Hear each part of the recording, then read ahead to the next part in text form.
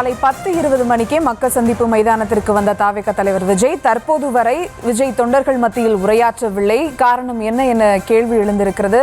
மேலும் விவரங்களோடு இணைகிறார் செய்தியாளர் ராஜேஷ். இன்னும் மக்கள் மத்தியில் விஜய் உரையாற்றவில்லை, அதற்கான காரணம் என்ன ராஜேஷ்?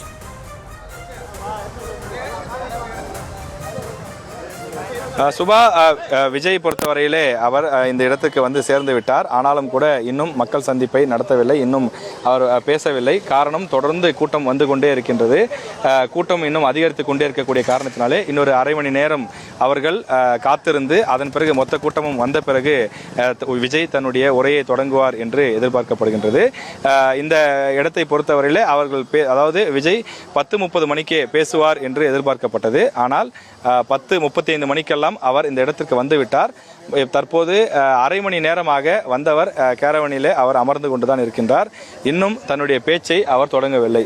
காரணம், அவர்களுக்கு தகவல் கிடைத்திருக்கின்றது. தொடர்ந்து பல்வேறு இடங்களிலிருந்தும் விஜயை காண்பதற்காக, அவரது பேச்சை நேரில் கேட்க வேண்டும் என்பதற்காக தொடர்ந்து புதிய பகுதிகளிலிருந்து நான் முன்பே குறிப்பிட்டது போல இது அறிவிக்கப்படாத, திட்டமிடாத ஒரு மாநாடாகவே மாறிவிட்டது. எப்படி மாநாடாக மாறிவிட்ட காரணத்தினாலே வரக்கூடிய தொண்டர்கள், ரசிகர்கள் ஏமாற்றம் அடைந்துவிடக் கூடாது என்பதற்காக அவர்கள் காத்திருப்பதாக தெரிகின்றது.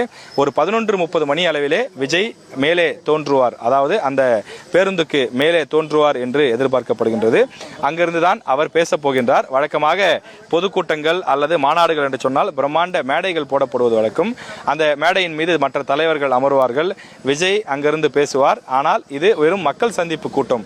எப்படி கரூர், நாமக்கல், திருச்சி, அரியலூர் உள்ளிட்ட பகுதிகளிலே மக்களை சந்தித்தாரோ அதுபோல இது ஒரு மக்கள் சந்திப்பு கூட்டம்தான்.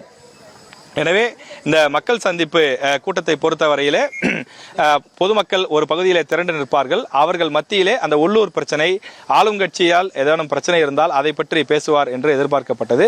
ஆனால் அந்த கரூர் சம்பவத்திற்கு பிறகு கூடுவதற்கும், விஜய் வருவதற்கும், அதே போல இந்த அரசியல் கட்சிகள் பொதுக்கூட்டங்கள் நடத்துவதற்கும் கடுமையான கட்டுப்பாடுகள் விதிக்கப்பட்டிருக்கிறது. குறிப்பாக ரோட் ஷோ என்பது முழுமையாக தடை செய்யப்பட்டிருக்கிறது. எனவே கரூரிலே ஏற்பட்டது போல துயர சம்பவம் இனி வேற எங்கும் நடைபெற்றுவிடக் கூடாது என்பதிலே அரசாங்கங்கள் கவனமாக இருக்கின்றன. எனவே அதன் காரணமாகத்தான் பல்வேறு கட்டுப்பாடுகளும் விதிக்கப்பட்டிருக்கின்றது. இந்த சூழ்நிலையிலே தான் தற்போது விஜய் புதுச்சேரியிலே முதல் முறையாக மக்கள் சந்திப்பை நடத்த திட்டமிட்டார். அதிக அளவிலே கூட்டம் வருவார்கள் என்றாலும் கூட அவ்வளவு பேரையும் வரவழைத்து அவ்வளவு பேருக்கு பாதுகாப்பு கொடுப்பது என்பது இயலாத காரியம் என்பதனாலே தான் காவல்துறையினர், இங்க இருக்கக்கூடிய முதலமைச்சர் ஆகியோரெல்லாம் ஆலோசனை செய்து கிட்டத்தட்ட 3 சிட்டிங் 4 சிட்டிங் அமர்ந்து அவர்கள் பல்வேறு கட்டங்களாக பேசியிருந்தார்கள்.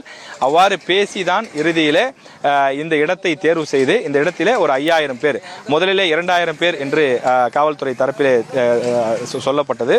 ஆனால் அதிகமான ரசிகர்கள், தொண்டர்கள் வருவார்கள் என்பதனாலே 5000 பேர் என்று அனுமதி வாங்கப்பட்டது. அனுமதிக்கப்பட்ட நபர்கள் மட்டும்தான் வர வேண்டும் என்பதற்காகத்தான் ஒவ்வொரு பகுதிக்கும் இத்தனை டோக்கன்கள் என்று பிரித்து கொடுக்கப்பட்டது. அந்த உள்ளூர் தமிழக வெற்றி கழக நிர்வாகிகள் மூலமாக தங்கள் கட்சியிலே பயணிக்கக்கூடிய விஜய் ரசிகர் மன்றங்கள் மூலமாக இருக்கக்கூடிய நபர்களுக்கு இந்த பாஸ்கள் வழங்கப்பட்டது. விஜய் தற்போது பிரச்சார இடத்திற்கு வந்தும் கூட அவர் தொடர்ந்து பேசாமல் அமைதியாக அந்த கேரவனிலே தான், அந்த பேருந்திலே தான் அவர் அமர்ந்து கொண்டிருக்கிறார்.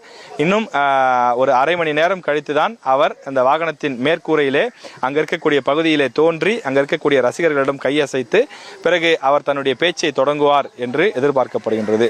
நாம் திரையிலே பார்க்கின்றோம், ஒருபுறம் அந்த மைதானத்தில் கட்டுக்கடங்காத கூட்டம் இருக்கின்றது, மற்றொரு புறம் மைதானத்திற்கு வரக்கூடிய வழிகள் 3 நுழைவாயில்கள் இருக்கின்றது. 3 பிரதான வழிகளிலும் தொடர்ந்து மக்கள் வந்த வண்ணமாக இருக்கின்றார்கள். தற்போது மணி 11:15 எட்டி இருக்கின்றது. காலை 5 மணிக்கு வர தொடங்கியவர்கள் 11:15 மணி வரையிலும் வந்து கொண்டே இருக்கின்றார்கள்.